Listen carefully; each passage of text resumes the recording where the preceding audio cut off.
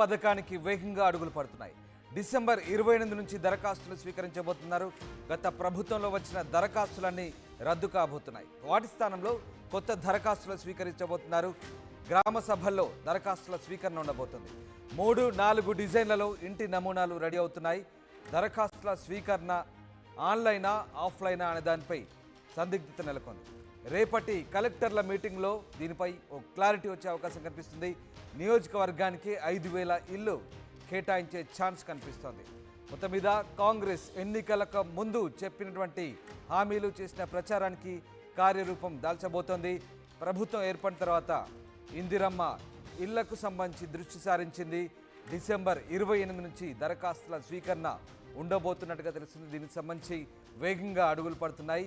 ఇక గత ప్రభుత్వంలో వచ్చిన దరఖాస్తులన్నీ కూడా రద్దు చేసి ఇప్పుడు కొత్త దరఖాస్తులు స్వీకరించే అవకాశాలు కనిపిస్తున్నాయి. మా ప్రతినిధి మధు లైవ్లో జాయిన్ అవుతున్నారు. మధు, ఇందిరమ్మ ఇళ్లకు సంబంధించి వేగంగా అడుగులు పడుతున్నాయి. కొత్తగా ఇళ్ల మంజూరు ప్రక్రియ ఎప్పటి నుంచి చేపట్టబోతున్నారు? దీనికి సంబంధించినటువంటి విధి విధానాలు ఎలా ఉండబోతున్నాయి? కాంగ్రెస్ పార్టీ ఆవిర్భావ దినోత్సవం సందర్భంగా 28 నుంచి నెల కొత్త అప్లికేషన్లు స్వీకరించడానికి అన్ని డిపార్ట్మెంట్లకు ఇప్పటికే సమాచారం ఇచ్చినట్టుగా తెలుస్తోంది. గత ప్రభుత్వం బీఆర్ఎస్ ఏదైతే అధికారంలో ఉన్నప్పుడు తీసుకున్నటువంటి అప్లికేషన్లన్నీ బుట్టదాఖలు చేస్తూ ఉన్నారు. సో కొత్తగా అప్లికేషన్లు స్వీకరించాలనేటువంటిది ప్రభుత్వ నిర్ణయంగా కనిపిస్తూ ఉంది. ముఖ్యంగా ఈసారి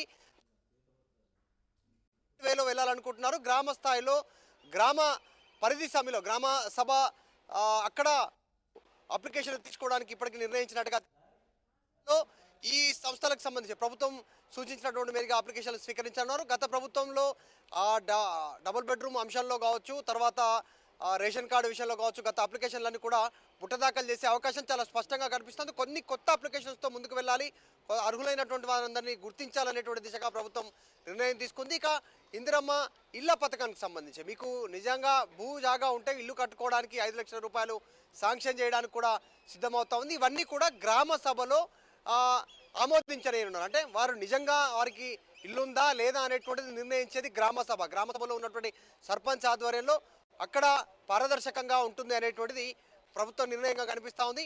ఎలక్షన్స్ కంటే ముందు ముఖ్యమంత్రి రేవంత్ రెడ్డి కొన్ని వ్యాఖ్యలు చేశారు. అసలు అర్హులను గుర్తించడం చాలా తేలిక అనేటువంటి వ్యాఖ్య చేశారు.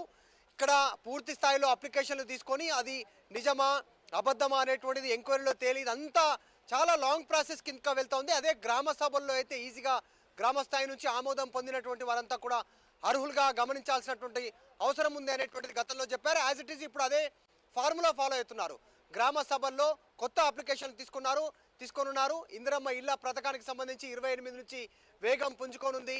ప్రభుత్వం నుంచి ఇప్పటికే ఆదేశాలు అందాయి ఆయా శాఖలకు సంబంధించి. సో ఇందిరమ్మ ఇళ్ల కోసం అంటే సొంత జాగా ఉన్న వాళ్ళకి 5 లక్షలు ఇవ్వడానికి ప్రభుత్వం నిర్ణయం తీసుకుంటుంది. 28 నుంచి వేగం కానుంది ఈ ప్రక్రియ. రామ్ రైట్. అట్లాగే దీనికి సంబంధించి కలెక్టర్ల మీటింగ్లో క్లారిటీ వచ్చే అవకాశాలు ఉన్నాయా? ఎగ్జాక్ట్లీ కలెక్టర్ల మీటింగ్ ఉంది. ఈరోజు సమావేశం ఉంది ముఖ్యమంత్రి రేవంత్ రెడ్డితో. మొట్టమొదటిసారిగా ముఖ్యమంత్రి అయిన తర్వాత ఆయన కలెక్టర్లతో ఏర్పాటు చేస్తా ఉన్నారు.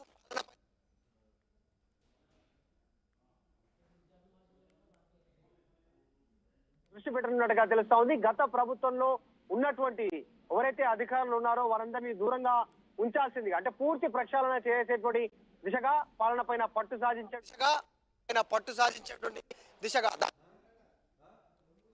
ప్రభుత్వం ఏ రకంగా అంటే ఎంత నిబద్ధతతో ఉంది అనేటువంటిది ప్రజలకు తెలియజేసేలా కలెక్టర్ల పని ఉండాలి.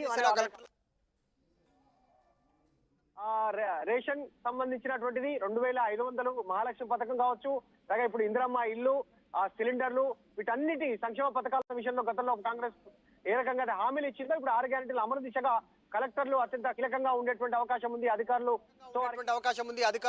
సో వారికి ఆదేశాలు ఇవ్వనున్నారు ముఖ్యమంత్రి రేవంత్ రెడ్డి. సో మరికొద్ది సేపట్లోనే సభ ప్రారంభం కానుంది. సభలో అయిన తర్వాత సభానంతరం కలెక్టర్లతో సమావేశం ఉంటుంది. ముఖ్యమంత్రి రేవంత్ రెడ్డి స్పష్టమైన ఆదేశాలు ఇవ్వనున్నారు. సో చాలా కీలక ముఖ్యంగా ఇందిరమ్మ అమలు కోసం ముఖ్యంగా right. Thank you very much Madhu, thanks for the update. ఇది ఇందిరమ్మ ఇళ్ల పథకానికి అయితే వేగంగా అడుగులు పడుతున్నాయి. డిసెంబర్ 28 నుంచి దరఖాస్తుల స్వీకరణ ఉండబోతున్నట్టు తెలుస్తుంది. గత ప్రభుత్వంలో వచ్చిన దరఖాస్తులన్నీ రద్దు చేసి కొత్త దరఖాస్తుల స్వీకరణ చేపట్టబోతున్నారు. గ్రామ సభల్లో దరఖాస్తుల స్వీకరణ ఉండబోతుంది. మొత్తం మీద 3-4 డిజైన్లలో ఇంటి నమూనాలు రెడీ అవుతున్నాయి.